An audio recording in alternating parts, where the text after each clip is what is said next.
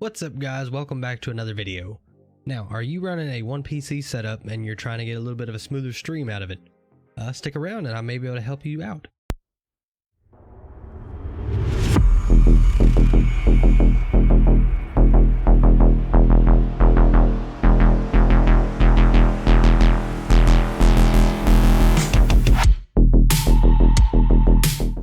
Alright, what we're actually going to take a look at in this video is my OBS setup and how I have everything set to where I get the smooth streams that I do with my one PC setup.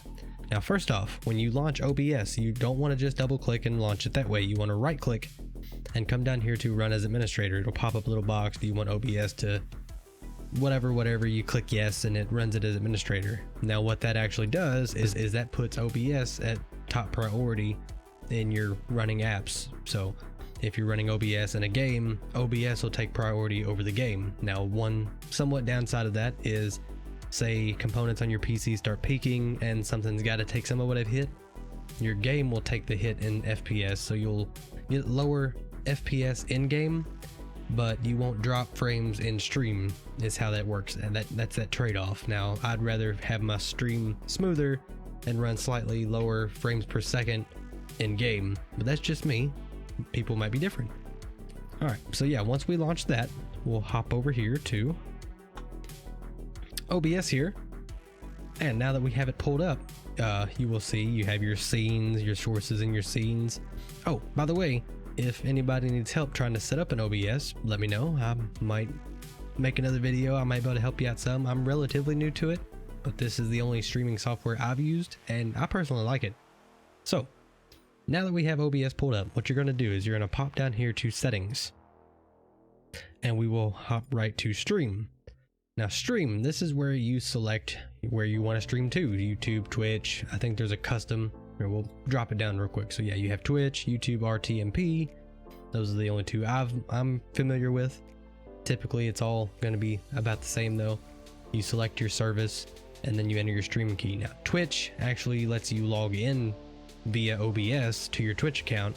You don't need your stream key or anything like that. That's how I do it, and I don't have to worry about a stream key. But YouTube, in Studio, it'll give you your stream key there. Don't let anybody see your stream key, because what that does is all they need is that, and they can start streaming to your account. I don't think I need to tell you, that could end pretty badly. But yeah, so yeah, once you have all this info entered, now we will hop down here to video. This is where you select your resolution. Now this base canvas right here, this is basically what your resolution of your monitor. So mine's a 1080p monitor, which is why 1920 by 1080p, that's the canvas. That's basically what OBS captures, like that's what they can capture. This one down here below it, this is your output. So if you're recording or streaming, which you can do both in OBS, which is why I like it, this is the resolution it'll capture in. So say, I've actually experimented with this, but my last stream for Warzone on YouTube, I actually dropped this to 720p just to see, I don't know, I'll take it a little easier on the PC so I'm not always pushing it so hard. Don't know if I'll stick with that or not, we'll see. But yeah, what you can do, you'd be playing in 1080p on your monitor, and your output would be 720p. It's self-explanatory, simpler. 720p would be less demanding. So there's that's option you have. And then down here at the bottom is where you select how many frames per second you want to push out. It's by default, I think, at 30. I don't remember if it's default 30 or 60, but yeah, there's the drop down. I don't think I can go to it. No, I can't go to it since I'm using it to record. But yeah, it'll give you the options and you can pick what you want. Alright, yeah, and then once you got that, you will go up here to output. This is where you enter in more of the crucial stuff. First off is your bit rate. Now, a couple things to keep in mind with your bit rate.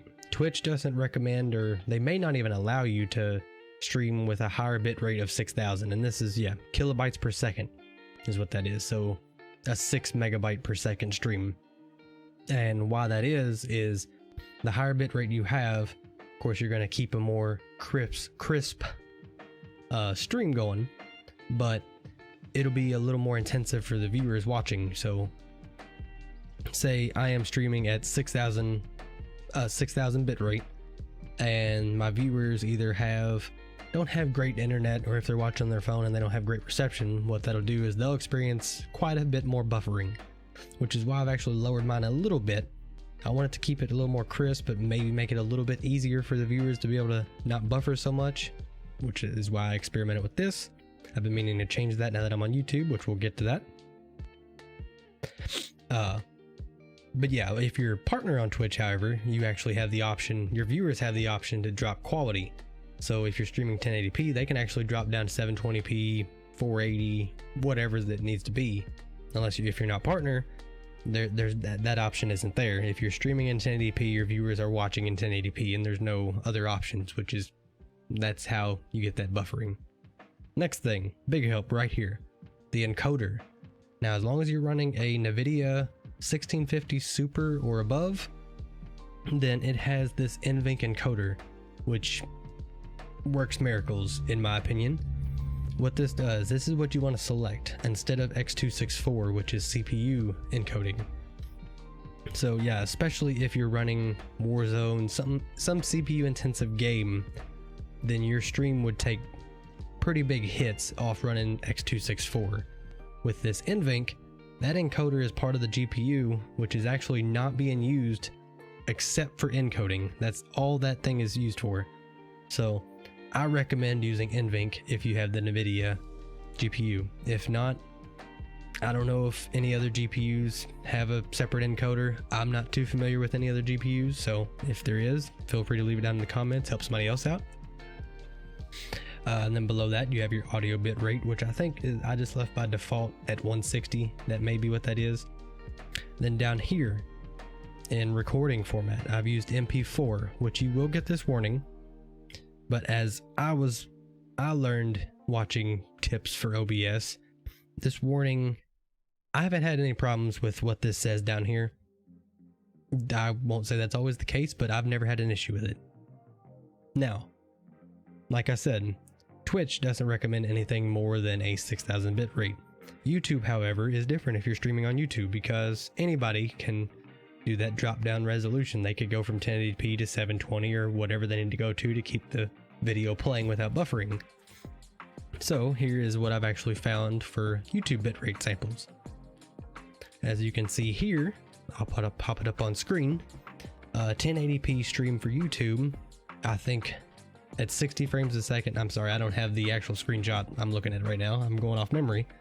But I believe for a 1080p 60 frames a second stream, the bitrate recommended is 12,500 bitrate, which is actually a decent amount. I mean, you would need pretty good internet to run that consistently. I may not go to the full-on recommended settings, but I would get decently close to it to keep that crisp video.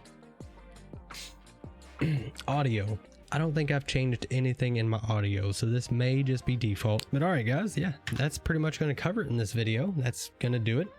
Bit of a short one, short and to the point, but I hope that helps. That has been my OBS setup. Any other questions, feel free to leave them down in the comments. I'll get back as best I can. I'll reply to every single comment right now. I'm sure a lot of you are aware. And also, yeah, if you found this video helpful at all, hit that like button. That'll let me know, and I appreciate it. While you're here, you can check out any of the other videos I have on my channel. If you like them, then hit that subscribe and turn notifications on. That'll help this channel grow, and I really appreciate it. We've actually been on a decent growing pace right now, and it's really exciting. I like it. But yeah, that's going to do it for this video. I hope it helped, and I'll catch you in the next one. Bye.